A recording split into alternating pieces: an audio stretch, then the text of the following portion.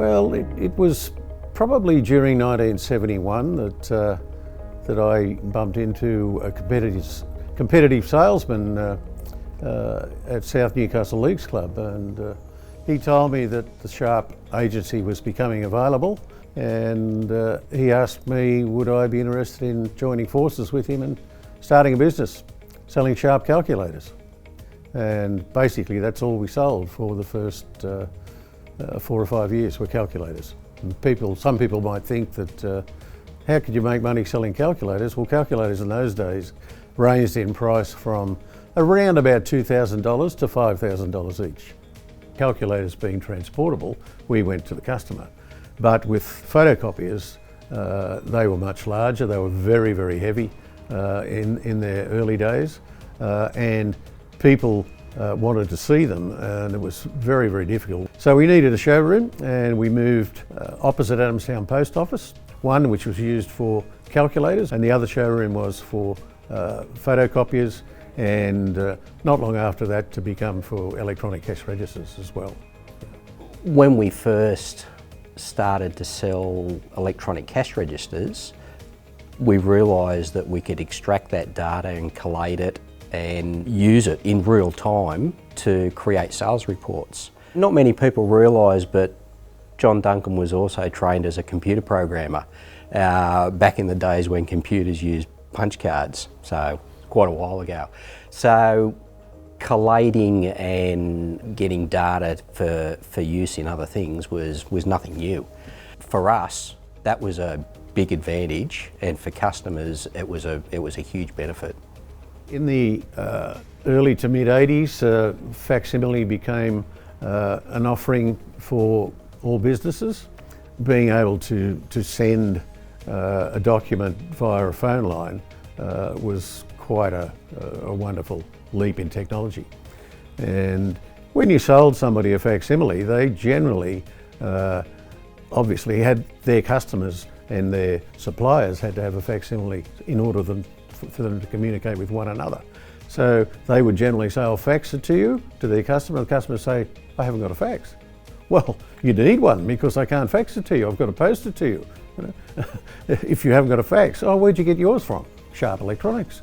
Yeah, give John Duncan a ring and he'll sell you one. So our customers became our salespeople in a lot of ways, and we employed a lot more people.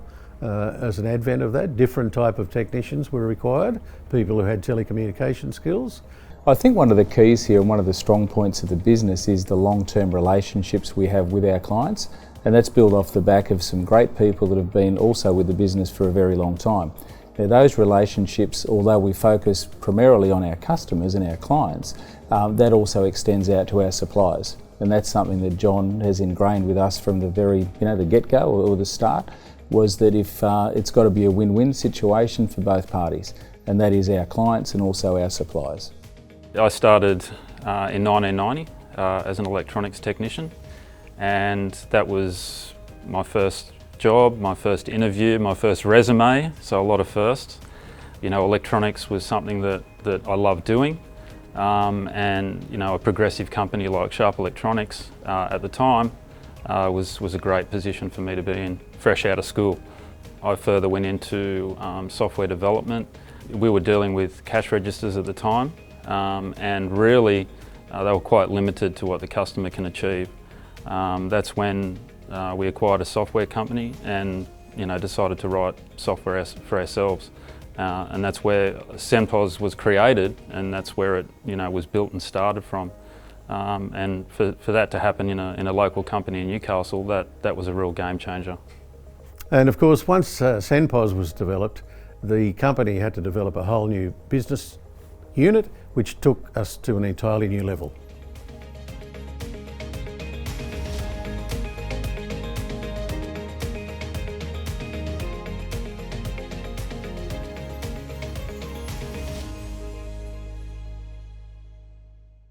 We're pretty much one of only 3 or 4 companies in Australia that actually writes their own software and develops their own software and sells and installs the hardware and supports it and the software you got one butt to kick, right?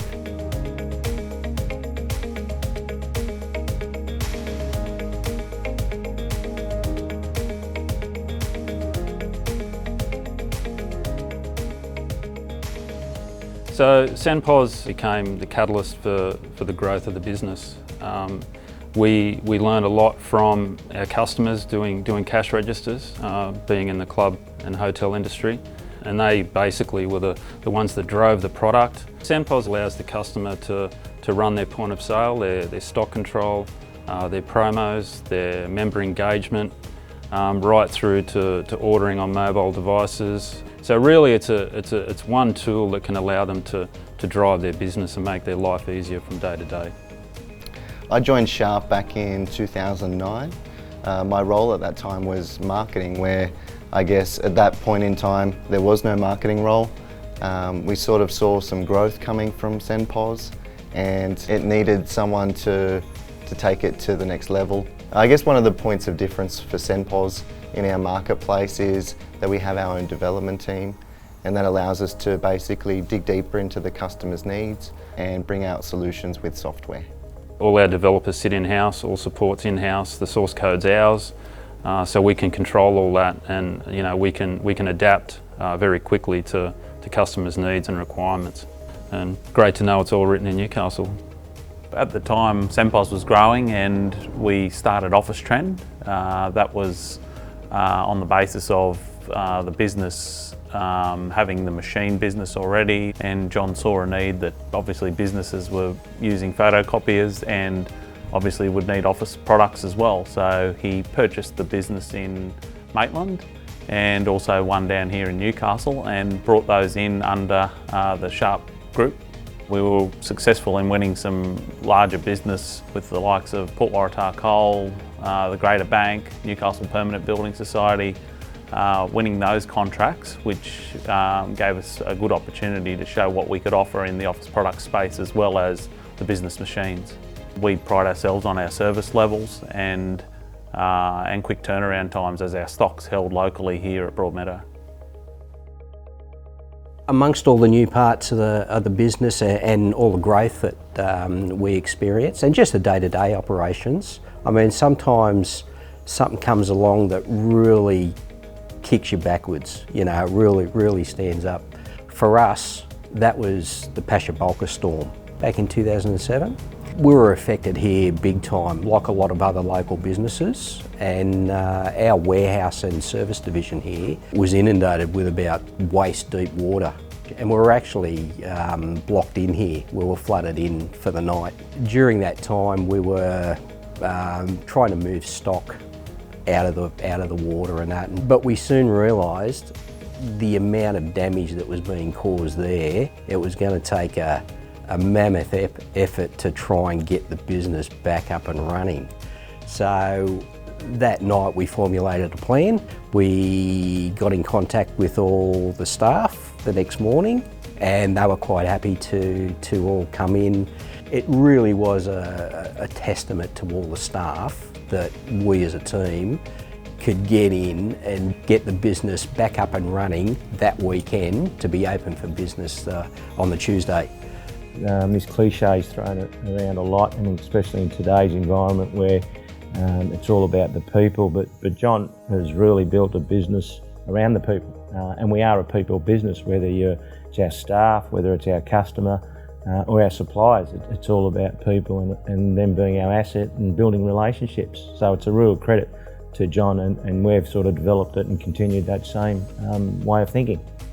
I've known JD for well over 20 years. He wanted to retire from the business. He was turning 70 in 5 years' time, and his plan was to have some sort of a succession plan around the future of the business. And one thing that stuck in my mind was that he wanted to give back to his management team that had been with him, I think, a combined of over 100 years. And at the same time give them the ability to purchase the business and then grow it and get what he's got out of it. So it was just a matter of me being the conductor and putting the band together.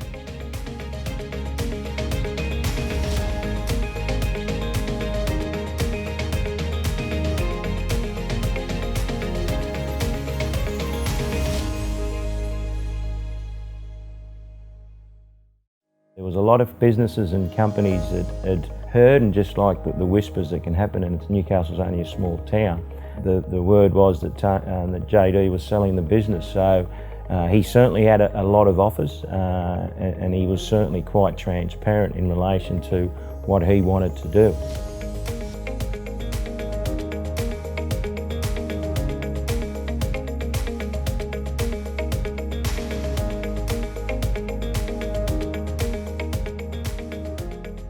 I had many offers to sell the company from people outside the business, wanted to buy our database of customers. I would have had to split the business. To sell the whole business would have been much more difficult because there's very few businesses that do what we do, that sell such a wide expanse of product. So I looked within and mentioned it to some senior staff to start thinking about it, start meeting with one another, talking with one another. We spoke about a management buyout, developed a plan, and that took place almost 6 years ago. We now have 6 former employees that own this business. Yeah, I guess some of the challenges from being an employee to an owner of the business is you have to think a little bit differently. So for me now, it's like looking at what's next and what are the next opportunities. The rebranding is one of the next steps for our future. You can just see the evolution of the company from when John started it in the 70s to where it is now. The rebrand's really exciting. It's brought 2 divisions of the company together. So that's made a big difference internally with the team because we now have a really strong one-team approach. And I think the rebrand and the refresh has invigorated the people here. As John's daughter, growing up, I saw how the business grew over time. I saw how hard my father worked, and I'm really driven to continue the success of the business. Being here for 40 odd years, I've seen quite a few changes in the business, and that included a few name changes as well. But I think this latest rebranding as Sharp Office is very exciting. Bringing them all together cuts out any confusion with our customers on knowing who they're dealing with, so they know now we're just one business and we're one team, so it works well for both us and our customers. Yeah, well certainly the future's very bright for Sharp Office. You know, the new branding is exciting. You know, we've got a clear message out there with our clients now that is very much telling them what we can do. We'll be looking at, you know, offering more, you know, products and services to those clients as the years roll on.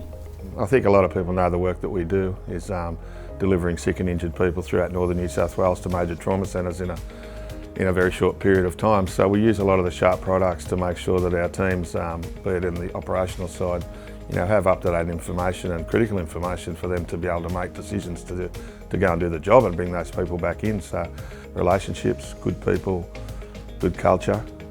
We live and breathe on that, and certainly what I've got to know about the Sharp team over the last 25 years, that's certainly the case with this organisation as well. Yeah, obviously I highly recommend them. We've used them for 10 years and we haven't had any issues at all. They're relatively competitive on price, but the service we've experienced has been exceptional. So I think, to me, we're in a service industry ourselves, and I think, you know, that is absolutely critical in any relationship. The first thing I think of when Sharp Office, I mean, it sounds a bit cliched, but is you know, really good people and friends. Sharp have been a client, obviously prior to the current management and even prior to my time, but they've been a client of our firm for more than 40 years. It's one of our longest standing relationships. And it really does feel like they're friends. They're, we you know, got to a position where we socialise, we have yarns all the time. You're not just talking business and accounting. It's a really strong relationship, which, to be fair, I think's the key to any good business. You had people you can rely on, you know, look, I need something, they'll get it sorted. So I think it's a feeling of real peace of mind and know that's a good partner supporting your business. You know, we're constantly looking at what we've done in the past to improve on what we can do in the future.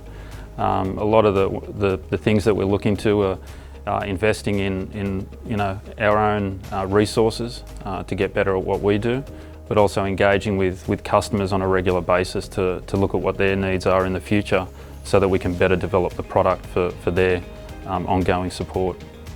I mean, a pretty ballsy, gutsy move to be in a business for 50 years and then decide during a pandemic, well, we have to do a name change and a rebranding because it's just not working.